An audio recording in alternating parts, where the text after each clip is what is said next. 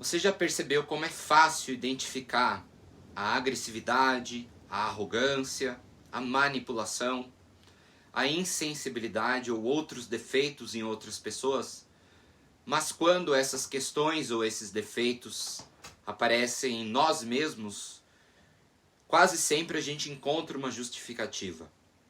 E esse é um dos temas mais profundos do livro Não Temas o Mal, de Eva Pierrakos.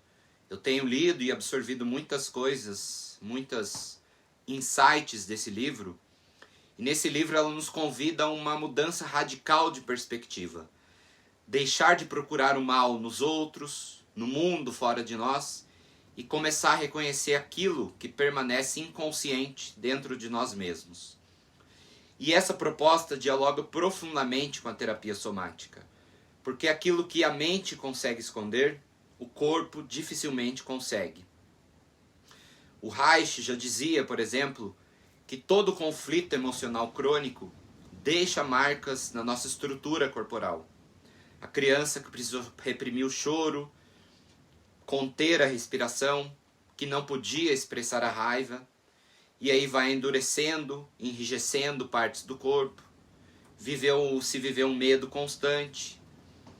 O sistema nervoso se organiza para permanecer em estado de alerta. E essas adaptações foram mecanismos de defesa que foram criados. O problema é que aquilo que foi um mecanismo de defesa, ou foi criado como um mecanismo de defesa, ou estratégia de sobrevivência, pode tornar-se uma prisão inconsciente na vida adulta. E a Eva Pierrakos fala algo semelhante quando fala do eu inferior. Não se trata de um lado maligno de nós, mas sim as partes que rejeitamos, que aprendemos que eram inaceitáveis, a inveja, a vaidade, necessidade de controle, crueldade, raiva, o desejo de vingança, a manipulação, a insatisfação diante de muitas coisas da vida. Quase ninguém gosta de admitir que esses sentimentos existem, mas eles estão dentro de nós. Então fazemos algo muito sofisticado. A gente esconde isso de nós mesmos.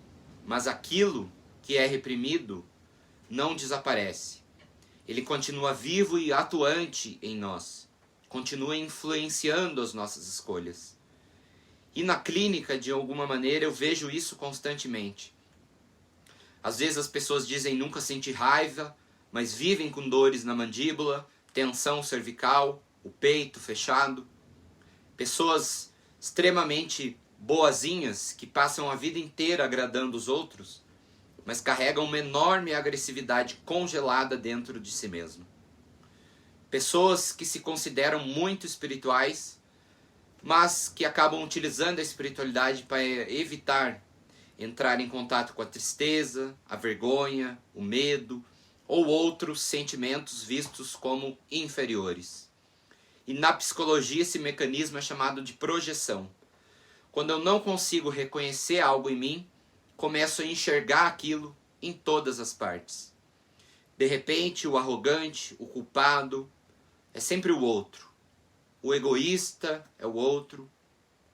Aquele que faz manipulação, aquele que trai, é sempre o outro. Enquanto isso, a gente permanece cego para os nossos próprios movimentos internos.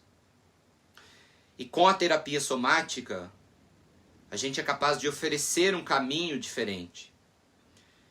Ela não inicia perguntando quem está certo ou quem está errado. Ela pergunta o que o seu corpo está sustentando nesse momento. Como está a sua respiração? Onde existe tensão, rigidez? Quais músculos permanecem contraídos sem necessidade? E o que acontece, o que emerge de dentro de você quando você tenta relaxar completamente? O corpo, de alguma maneira, responde perguntas que a mente não consegue responder. E é por isso que Reich, que aqueles que vieram depois deles, diziam que a coraça muscular é principalmente a expressão física das defesas psíquicas. E a mente vai criando justificativas, o corpo cria tensões, e manter essas tensões exige um enorme gasto de energia. Muitas pessoas chegam para um atendimento, por exemplo, dizendo apenas que estão cansadas. Mas isso não é um cansaço físico comum. É um esgotamento energético. É o cansaço de sustentar uma identidade falsa.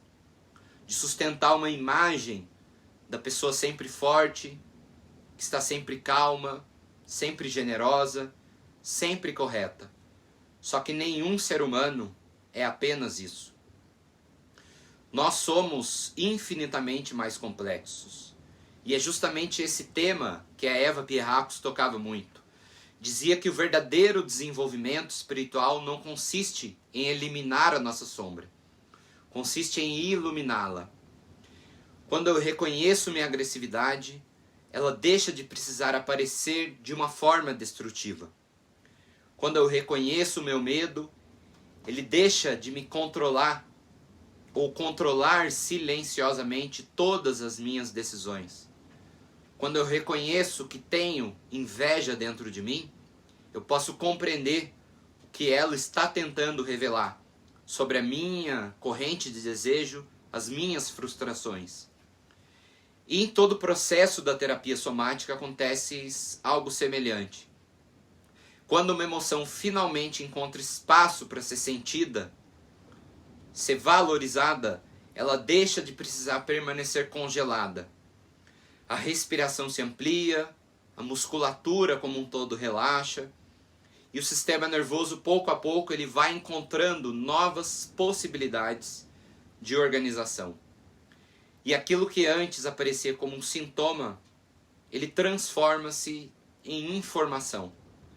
E é importante compreender que integrar a sombra não significa agir de acordo com ela, mas sim reconhecer que existe uma agressividade em mim não vai me tornar mais agressivo. Reconhecer que existe um egoísmo não significa abandonar a compaixão. Pelo contrário, quanto mais consciente eu me torno de todos esses impulsos que existem dentro de mim, menos eu serei governado por eles. E o perigo nunca foi sentir. O perigo sempre foi permanecer inconsciente de todas essas sensações que já existem dentro de nós. E talvez seja exatamente por isso que Eva Pierrakos quis dizer tudo isso quando ela escreveu o livro Não Temas o Mal. Não tenha medo de olhar para aquilo que existe dentro de você. Porque aquilo que é visto, que é enxergado, ele pode ser transformado. Aquilo que é sentido pode ser integrado. Aquilo que é acolhido deixa de precisar se esconder no corpo. E talvez o objetivo verdadeiro da terapia não seja construir uma pessoa perfeita, mas permitir que cada um de nós se torne mais inteiro. Inteiro o suficiente para reconhecer a própria luz. E suficientemente corajoso para também olhar para a própria sombra. Porque somente quando deixamos de lutar contra partes de nós mesmos é que a verdadeira transformação pode iniciar. Se toda essa reflexão fez sentido para você, compartilhe esse vídeo com alguém que também esteja interessado no caminho do autoconhecimento. Você pode me dizer nos comentários se isso fez sentido para você, qual parte de você é mais difícil de reconhecer ao longo da vida. E nos vemos no próximo vídeo. Obrigado.